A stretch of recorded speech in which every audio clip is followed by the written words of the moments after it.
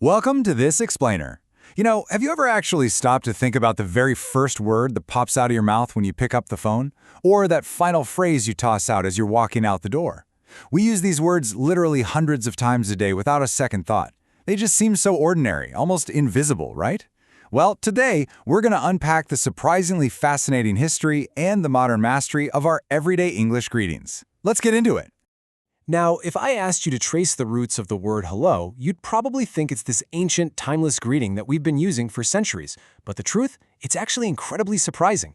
See, before the 19th century, hello wasn't even considered polite conversation. Back in medieval Europe, greetings were super tied to social hierarchy. You'd maybe offer a blessing, ask a question, or just give a formal nod. Sure, early forms of hello technically existed, but they were way closer to a loud shout, kind of like hey or ho.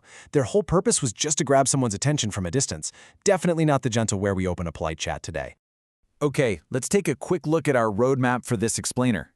We're going to hit the history of hello, followed by the evolution of goodbye. Then we'll dive right into mastering informal English, navigating formal greetings, check out some British and funny hellos, and wrap up with special expressions and farewells. All right, Section 1, the history of hello. To really understand how we speak today, we actually have to start with the invention of the telephone. This amazing piece of technology created a really strange new social problem. How on earth do you greet someone you can't even see? Seriously, when the phone was first invented, people had absolutely no idea what to say when they picked up that receiver. And it's so fascinating to look at the contrast between the giants of invention here. Alexander Graham Bell, he famously preferred borrowing a nautical term. He actually wanted people to answer their calls with a hearty ahoy. But it was Thomas Edison who came in with a much more practical suggestion, hello. So why exactly did Edison's choice win out? Well, it definitely wasn't because it was elegant. It won because it was practical. Over those early, super crackly phone lines, hello was loud, it was sharp, and it was easy to understand. Plus, and this is key, it was emotionally neutral. It didn't imply intimacy, but it also didn't show disrespect. It worked perfectly for strangers, friends, coworkers, even enemies.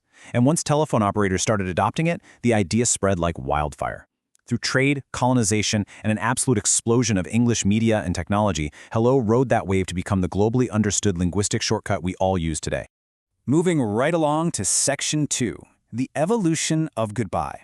While hello is very much a product of this modern, rapid-fire telephone age, goodbye has a much deeper, older, and honestly, a far more emotional origin story. Check this out. If we look back to a letter written way back in 1573 by the English writer Gabriel Harvey, we see the phrase, "God be with ye."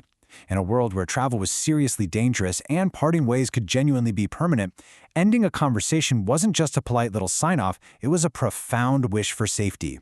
Over the centuries, "God be with you" slowly compressed and secularized for convenience, eventually settling into our modern goodbye.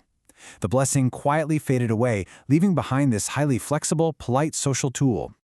So, the crucial takeaway here is this striking duality. Our everyday conversation openers, they're modern, loud, and built entirely for technology. Meanwhile, our parting words are these ancient remnants of emotional protection and intimacy. Understanding that weight really gives you a totally new appreciation for how we frame our daily interactions. Okay, Section 3, Mastering Informal English. Now that we know where these words actually come from, let's transition from history to practice and look at how we navigate modern English greetings today, starting with the informal stuff we use all the time. Think about a casual encounter. Chatting with your neighbors over the fence or catching up with colleagues during a quick coffee break. You want to sound approachable and relaxed, right? You're essentially setting a friendly tone right from that very first syllable. You can actually just chunk your casual vocabulary into two buckets: standard friendly openers and outright slang.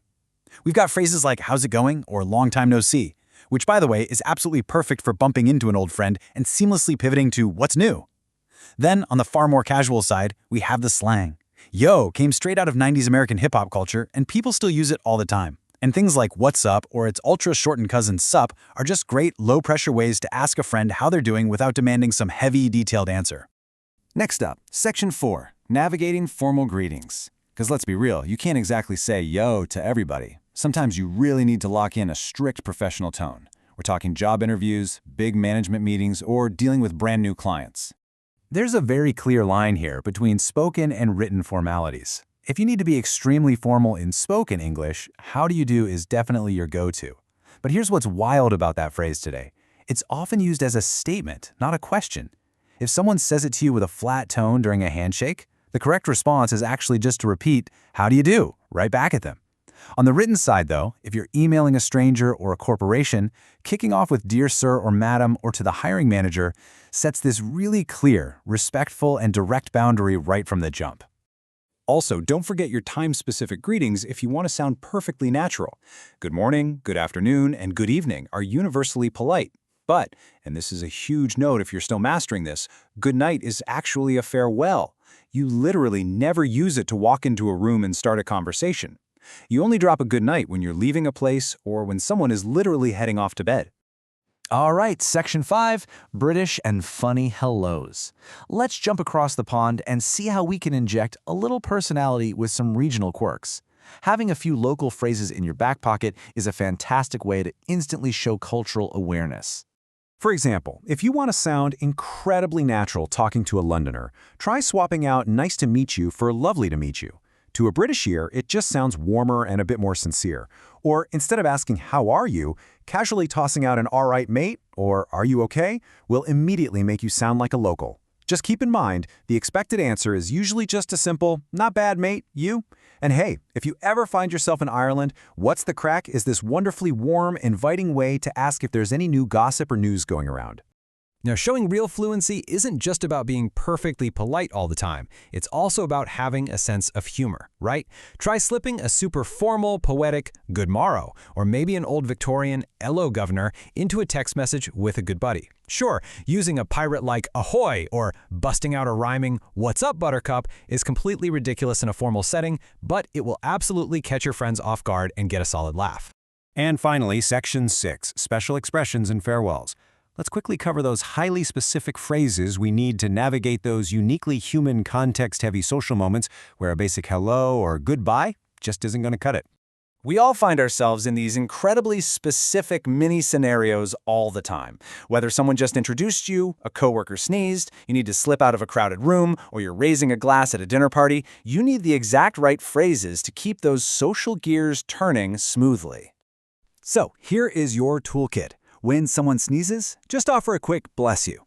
If you need to leave a meeting or squeeze past somebody, you say "excuse me." And side note, definitely don't use "pardon me" when you're just leaving a room. If you're at that dinner party raising a glass, "cheers" or "to your health" are your gold standards. These phrases are honestly like social glue. They show that you're attentive and totally culturally tuned in. Then, when it's finally time to wrap up the interaction, you can easily dial your tone up or down. A formal "goodbye" or "nice meeting you" is super clean and professional. But if you're with friends or close colleagues, you can seamlessly shift to a much warmer, more casual "take care," "see you later," or "take it easy." Those phrases beautifully leave the door open for future connection. All of this brings us to a really powerful realization about the true weight of these everyday words we've been looking at. As noted in the History of Simple Things, when you use these words, you aren't just reciting empty politeness. You are actually participating in a massive, ongoing human tradition. Ultimately, whether they were born from Thomas Edison yelling into a crackly telephone receiver or from a 16th century blessing wishing a traveler divine protection, these simple phrases act as invisible bookends. They seamlessly signal the beginning and the end of our human connections. They reduce the awkwardness, they smooth out our transitions, and they give our daily conversations this really satisfying sense of completion.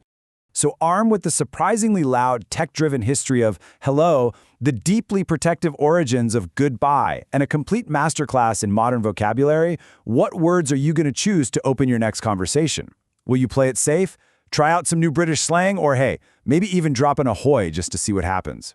Thanks so much for hanging out for this explainer, and I'll catch you in the next one. Take care.